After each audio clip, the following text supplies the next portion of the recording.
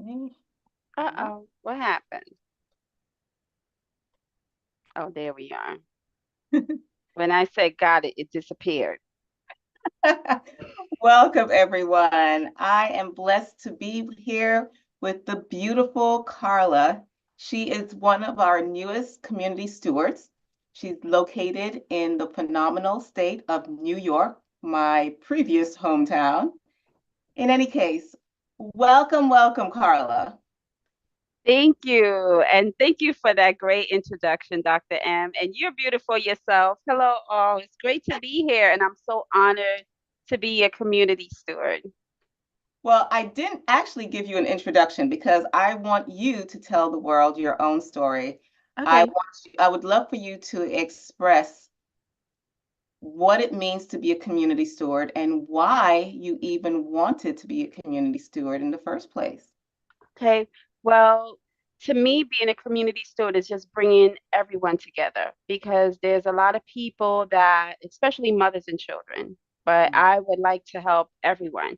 But just to give them the resources that they need to, because there may be some families out there that may be experiencing loneliness. So mm. I just want them to know that there's someone that cares. And this has always been the way of my life, right? Always providing a service for others. And what was the other question, Dr. M? Well, we are featuring you as the community steward of the month, Yes. and I would love for you to tell us a little bit about who you are and what are you passionate about? Why do you think we think that you are the community steward of the month? Well, I wear many hats. I've been wearing many hats for a while. My background, well, I'm a single mom, and all my life, I've always thought about what's best for others.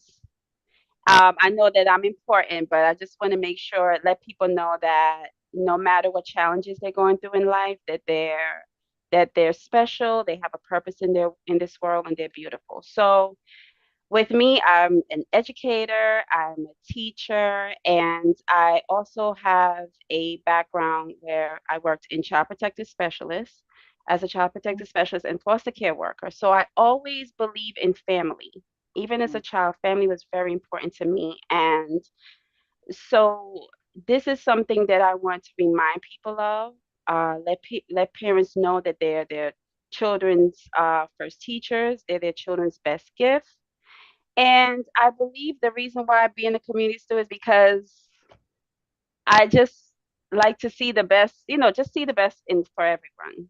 Um, and also because I'm an activist, just trying to bring back again the family, the tradition of family, morals, values, just Mhm. to let people know that just because times are changing, um, they don't have to change with the time. Remember who they are, right? Remember what they learned, and just to connect to the like-minded community. So tell us a little bit more about your activism, because every time I call you, you are heading down to Albany for something. So what is it that you are so activated by? Wow, I would have never thought I would have been an activist, Dr. Michelle. And it actually started in 2019 because I'm not afraid to say that I was teaching in my son's school. He was a private school, and unfortunately, the children here in New York lost a religious exemption. He was amongst thousands, and I was a teacher at his school. So I'm not afraid to say, but because I was injured from the hepatitis A shot, I'm a West Indian child. So when I hear people say anti this and everything, I was never anti that. It just became, I was awakened, and I was taught that I had the right to make a decision. It was up to me. I had to get to make an informed decision. And so what happened is when in 2019, when our children lost religious exemption, did a lot of research, just like I did when I was pregnant. I did a lot of research to share this information. One thing about me, Dr. M, is I love doing research. I'm maybe not a deep dive researcher, but if there's a problem, I tried to find, information and different types of information. So when the children lost the religious exemption, I had to think, okay, what was the best? Because I had to basically play catch up. If some of the children, it wasn't about my child, my choice in regards to his body. They wanted me to have him, I had to follow certain steps in order for him to go to school. But anyway, I did my research, and unfortunately, we didn't get to stay. Mhm. And that's where my activism began. I went to Albany in 2019 with Robert F. Kennedy Jr. I went to Mineola to connect to like-minded people. At first, it was about mothers and children, but then I met a lot of great people. Mhm. And it grew silent, right? Because of the change, a lot of families moved. So the families that I connected to, they moved away. And I thought that it was just my story Mhm. until COVID happened in 2020, right? Mhm. And I was kind of still sleeping, but then I woke up in 2022 through Children's Health Defense. That's how I connected to a lot of great people like yourself.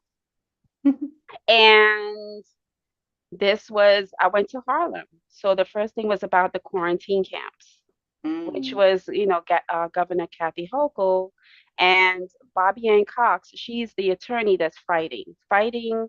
She brought awareness and to let people know that it's not just for one person, it could affect all of us. So Mhm. once I went down to Harlem, that's where I met people like Curtis Cost, and I met Michael Caine, and it was just that, and at that moment, it was not just, where I'm going to go there for this.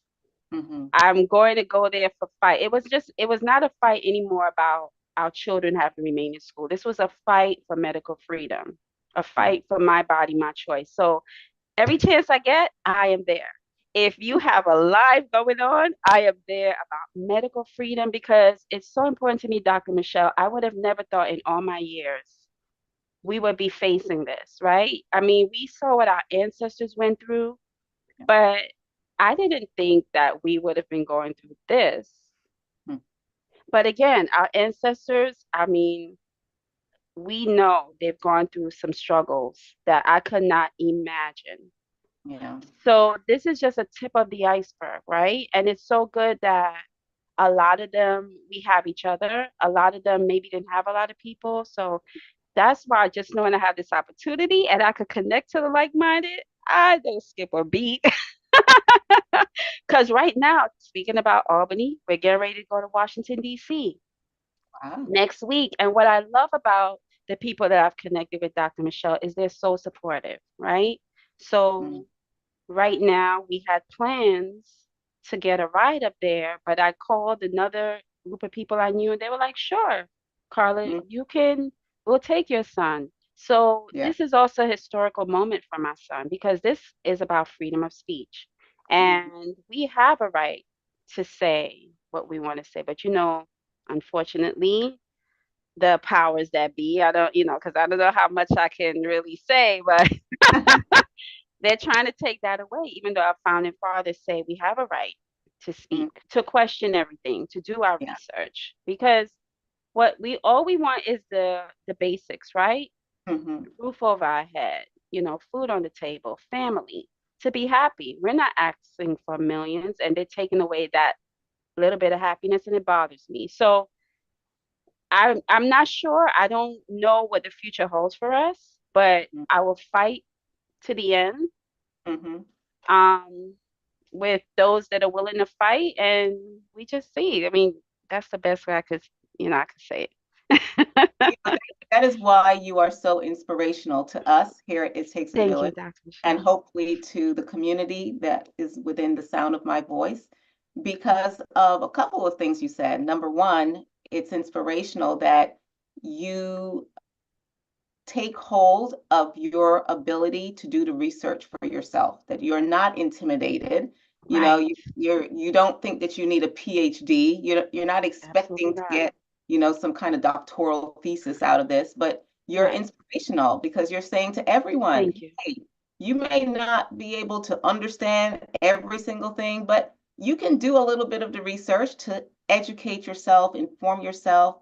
And then the other thing that I heard you say was that it was important to you to realize that it's not just about you and your son, but to Right. realize that this affects hundreds, if not thousands, if not millions of people. And that Absolutely. is what has inspired you to be activated to do Right. something and not just sit down at on your couch and flipping, scrolling through your phone and complaining, but rather saying, you Exactly. know what, I can do a little something. And then the Right. third thing that I heard you say was that it was important to you to connect to others who are of like mind. And I think that Right. leads me into my next question, which is, what is it that you are seeking to provide to the women who you are inviting to join you in New York to be part of your women's group? Well, I want these women to know that they have a voice and to feel empowered, right? And you have to take control of your lives. And even though, because you may be fearful Mm, of certain things, just take a moment to stop and think and take the time to listen because that's what happened to me, Dr. Michelle. Had I not, again, like I said, as a West Indian child, there was a way of life for me, right? But I'm glad that I was taught to have a sense of self-love. You always need to have a sense of self-love.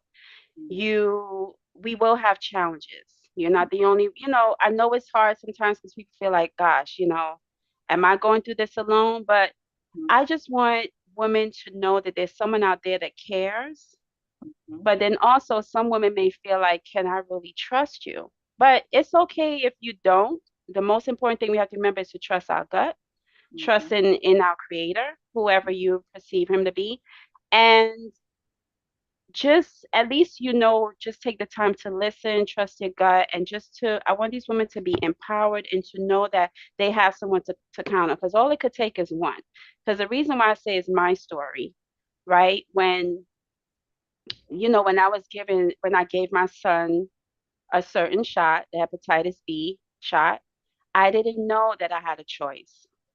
But mm, thankfully, I had a sister, and I'll call her Yanni, and she was the one that said, did you know this mm, is what you had a choice in the matter? I just want these sisters to know you have a choice, mhm, okay, in life. And just because you see people are telling you things, take the time to always get a second opinion. Take the time to gather all your information. So when she told me this, it was always in the back of my mind. mm, And every time she led me to the information, I researched the information, or she gave me certain resources like Children's Health Defense. So I just want these women to know that there's a place they can count on. There's other women who can, because the thing is, there might be someone there that shares the same story as you. mhm, Because I mhm, know I've met so many women. I've had infertility struggles, and during the my activism, I found a lot of women that were dealing with the same thing. So when we're able to sit down and talk, I'm like, wow, I'm not alone in this. Or like for me, I had a miscarriage, and you're like, wow, there's a connection. Just because we come from different backgrounds and different cultures, we are women and mhm. we have that connection, right? And you might not bond with everybody, right? Because there's no one size fits all, That's true. even in family, even in Yeah. relationships. But you might find that one person, like I found in Yanni. Mhm, So it's important for you to get up mhm, and just to meet other women. And that's what I want these other women to know. Don't just sit there in loneliness. mm, So that's why I would love to be a part of to help my community, just strengthen them, especially for our children. We can't sit back and say, oh, it's, I don't know. You really have to take time because when we're gone from this world, I mean, sadly, it's going to happen, but we have to make sure that our children are empowered. Our children can see that, listen, mom did this. mhm, Mom can persevere. They can build healthy relationships with maybe another child or group of mhm, children and build a community. Bring things to yeah, the community, right? yeah, Help our children to be self-reliant. yeah. as well as helping to be empowered. So I know I might have said a lot, but Oh no, that is what we want to hear. thank So you. I am super excited for you ladies that are in the New York City area to be able to connect with our phenomenal Steward of the Month, Carla. And you heard it from her. It's very important for her to create that safe space for you all to be able to come together, to share, to explore, to grow, to question, Yes. to research, and have fun together. Yes, exactly. Let's grow a Oh, garden. Let's don't do some outdoor activities with our little ones. and to sing and to dance and to just enjoy life, enjoy being a woman, enjoy being a sister, and know that you are not alone. That is the biggest message that I think that Carla wants to bring to Yes, you guys. you're You not are alone. not alone. So, Carla, I want to thank you for taking time to share with us. And once again, thank you for being a phenomenal community steward with It Takes a Village. And thank you, Dr. Michelle. And take care out there, mamas. You All can right. do it. So be sure to connect with Carla, you ladies there in New York City.